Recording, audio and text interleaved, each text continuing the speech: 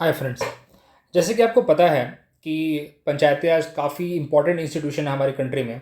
और इसकी शुरुआत हमने 73rd एंड 74th अमेंडमेंट के पंचायती राज तो 73rd से ही हमने कर दिया। और urban local bodies that is municipality and municipal corporation हमने 74th अमेंडमेंट के बाद किया। दोनों साथ में ही हुए थे, आज एक के बाद एक हुए थे।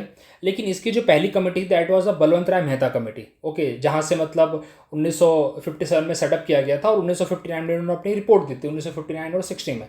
ओके, तो पर्पज़ ये था कि कैसे ना पावर को डिसेंट्रलाइज किया जाए, सबसे लास्ट ग्राउंड लेवल तक, ग्रास रूट लेवल तक लेके जाया जाए। बोलते हैं ना कि हमारा मतलब आखिरकार हम काम किसके लिए कर रहे हैं, गवर्नेंस हो किसके ले रही है, जनता के लिए। और जनता जो नीचे है, सबसे जो गांव लेवल पे है, वहाँ पे अगर प्रोग्रेस ही नहीं होगी, वहाँ के अगर लोगों की आवाज़ सुनी नहीं जाएगी, तो मतलब क्या है फिर ऐसी गवर्नमेंट का। तो Panchayati Raj is a very important institution in our country, और पर्पज़ उसका वही है कि ग्रास रूट लेवल पे गवर्नेंस ग्रास रूट लेवल पे होना चाहिए। हम शहरों की बात बड़ी बड़ी ना बात करते हैं, जैसे मेट्रोपॉलिटन सिटी की बात कर रहे हैं, लेकिन यार गांव ही डेवलप नहीं है मेरा, अगर मेरा तो क्या होगा, आखिरकार गांव से पलायन होगा, दैट इज माइग्रेशन होगा फिर वहां से। तो पर्पज वही है कि गांव लेवल तक सबको सरकार की जितनी सुविधाएं हैं पहुंचनी चाहिए। सरकार बोलती है गरीबी हटाओ, अरे भाई गांव लेवल तक जब वो गरीबी हटा हुआ है तुम्हारा प्रोविजन पहुंचेगा ही नहीं, तो मतलब क्या है फिर। समझ में आ रही बात मेरा। तो ये पर्पज था यहाँ पे पंचायती राज इंस्टीट्यूशन को। देखिए, पंचायती राज जब लाया गया ना एक तरह से, तो हर एक सरकारों मतलब राज्य सरकारों के अंदर था वो, राज्य सरकारों ने उसको ढंग से इंप्लीमेंट नहीं किया। राज्य सरकारों ने अपने अपने तरीके से उसको रखा, किसी का 5 साल का है, किसी का 4 साल का है, किसी का 6 साल का है, कहीं पे इलेक्शन ही नहीं हो रहे। तो ये बात निकल के आई कि अगर हम इसको इन्फॉर्म नहीं करेंगे, इसको हम अगर कॉन्स्टिट्यूशनलाइज नहीं करेंगे, तो इसका कोई मतलब नहीं है फिर। इसलिए इसको कॉन्स्टिट्यूशन की बैकिंग चाहिए, तब जाके ना कोई काम ढंग से हो पाएगा, तब जाके हर एक प्रोविजन ढंग से इंप्लीमेंट होगा, तब जाके सारे के सारे power and function state government भी बाध्य होगी करने के लिए।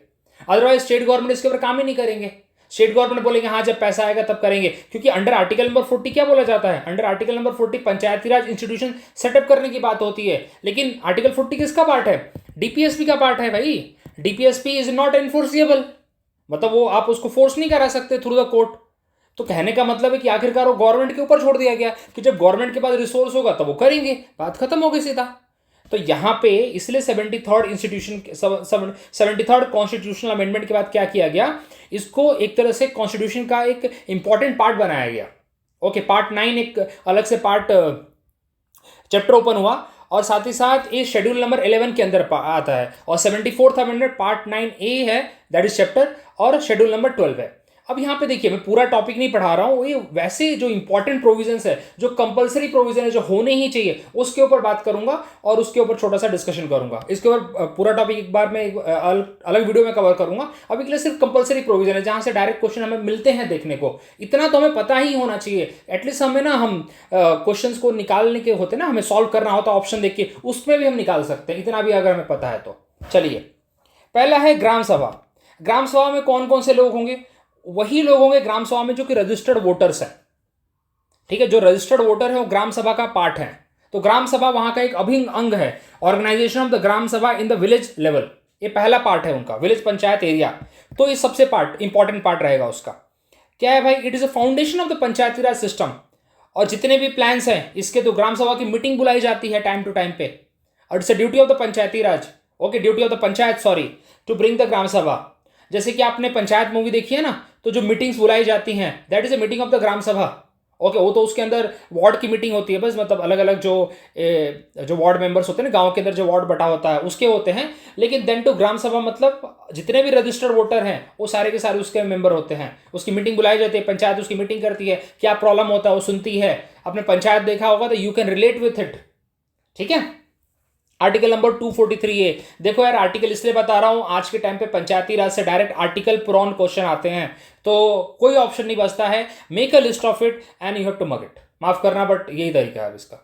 ओके, अगला 3 टियर स्ट्रक्चर। अभी देखिए, एक क्वेश्चन ऐसे पूछा जाता है कि कौन सी कमिटी ने, पहली कौन सी कमिटी थी जिसने 3 टियर स्ट्रक्चर की बात कही थी। उनका नाम था बलवंत राय मेहता कमेटी। बलवंत राय मेहता कमेटी, वो पहली कमेटी सेटअप की गई थी for the Panchayati Raj institution के लिए। ओके, और पहला स्टेट कौन था जिसने इसको पंचायती राज को एक्सेप्ट किया, इट वाज राजस्थान। क्या बोला उन्होंने, विलेज लेवल पे ग्राम पंचायत बनना चाहिए, इंटरमीडिएट लेवल पे पंचायत समिति, अलग अलग नाम है इसके, कहीं पे मंडल बोलते हैं, कहीं पे कुछ बोलते हैं, अलग अलग नाम इसके दिए जाते हैं। तो उससे प्रॉब्लम नहीं है, नाम कहीं भी अपने राज्य का अपने हिसाब से नाम रखिए, कोई प्रॉब्लम नहीं है, लेकिन ये तीनों ऐसा होना चाहिए, तीनों वहां पे लेवल होने चाहिए। ठीक है, 3 टियर स्ट्रक्चर इसको बोलते हैं हम लोग। तो ग्राम लेवल पे पंचायत चाहिए अपने को, ग्राम पंचायत जिसको हम बोलते हैं, और इसका ग्राम सभा एक इंपॉर्टेंट वो है, इंपॉर्टेंट पार्ट है। इंटरमीडिएट लेवल पे पंचायत समिति, लेकिन वहां पे इंटरमीडिएट लेवल नहीं होगा जहां पे पॉपुलेशन 20 लाख से कम है, वहां पे इंटरमीडिएट लेवल की जरूरत नहीं है। और डिस्ट्रिक्ट लेवल पे जिला परिषद होगा। तो कहने का मतलब है जहां पे पॉपुलेशन, स्टेट की पॉपुलेशन 20 लाख से कम है, वहां पे विलेज लेवल और डिस्ट्रिक्ट लेवल रहेगा, चलेगा, कोई प्रॉब्लम नहीं है। वहां पे इंटरमीडिएट लेवल की कोई जरूरत नहीं है। अब यहां पे एक और बात, तीनों लेवल पे जो इलेक्शन कराए जाएंगे वो डायरेक्ट इलेक्शन होंगे। देखिए, तीनों लेवल के इलेक्शन डायरेक्ट होंगे, लेकिन जो चेयरमैन होंगे इनके, जो इनके चेयरमैन होंगे ना, इनके इनडायरेक्ट इलेक्शन कराए जाएंगे। ठीक है, उसके अंदर रिप्रेजेंटेटिव, मतलब डायरेक्ट इलेक्शन लोगों द्वारा नहीं किया जाएगा, लेकिन ओवरऑल जो इलेक्शन, जो रिप्रेजेंटेटिव चूज किए जाएंगे उनका इलेक्शन डायरेक्ट होगा। लेकिन उन्हीं के अंदर जो चेयरमैन होंगे उसका हमारे से कोई लेन देन नहीं, और डायरेक्ट इनडायरेक्ट इलेक्शन कराए जाएंगे। अब इलेक्शन के लिए कौन सा आर्टिकल है?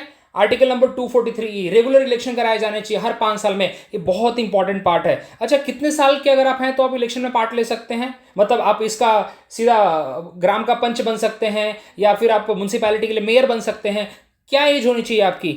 आप इलेक्शन कंटेस्ट करने के लिए, इलेक्शन में खड़ा होने के लिए 21 साल होने चाहिए, मिनिमम 21 साल है। और लोकसभा के लिए कितनी होती है? 25 साल होती है। राज्यसभा के लिए कितनी होती है? 30 साल होती है। ठीक है। इन केस ऑफ डिसोल्यूशन, अच्छा बहुत इंपॉर्टेंट पार्ट है, डिसोल्यूशन अगर हो जाता है तो इलेक्शन 6 महीने के अंदर कराए जाने चाहिए। देखिए 6 महीने वाला प्रोविजन हर जगह पे, और पार्लियामेंट लीजिए या प्रेसिडेंट लीजिए, डिप्टी प्रेसिडेंट ले लीजिए, हर जगह, या स्पीकर भी ले लीजिए, हर जगह पे इलेक्शन कराने का जो प्रोविजन है, बोला है कि मैक्सिमम 6 महीने के अंदर आपको इलेक्शन कराई देना है। मिनिमम नहीं है, मैक्सिमम 6 महीने, विद इन 6 महीने के अंदर आपको इलेक्शन करा देने हैं। एक और बात मान के चलिए, आज 2025 है, 25 में एक ग्राम पंचायत सेटअप होती है, 25 से लेकर 27 तक चलती है।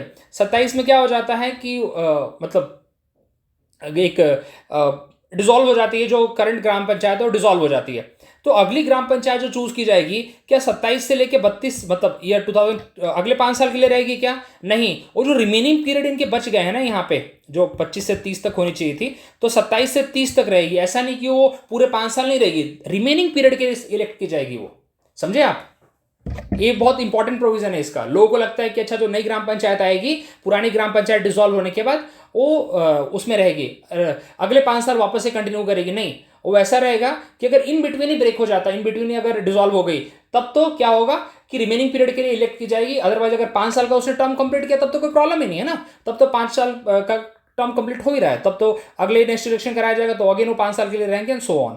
ओके, इलेक्शन, रेगुलर इलेक्शन कौन सा आर्टिकल में है? Article number 243E। इलेक्शन कराने की ड्यूटी किसके पास है?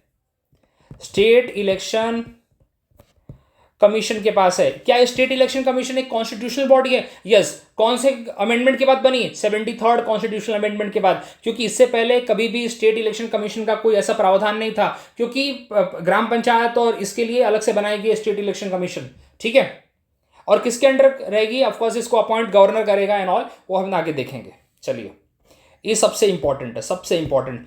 डायरेक्ट क्वेश्चन पूछा जाता है कि कौन से आर्टिकल के अंदर मेंशन है कि विमेन के लिए 1/3 सीट रिजर्व होनी चाहिए? वो है हमारा 243D। SC/ST के लिए सीट रिजर्व होनी चाहिए on the basis of the population, वो है यहाँ पे article number 243D। Okay, SC/ST must be provided reservation in every panchayat at all level. सबको लगता है नहीं ग्राम पंचायत नहीं, सारे लेवल पे।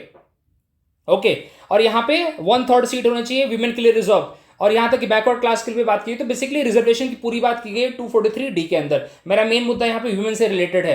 क्या यहाँ पे 1/3 जो सीट है, इसको 1/2 भी की जा सकती है, 50% रिजर्वेशन ऑफ ह्यूमन के लिए दे सकते हैं? यस।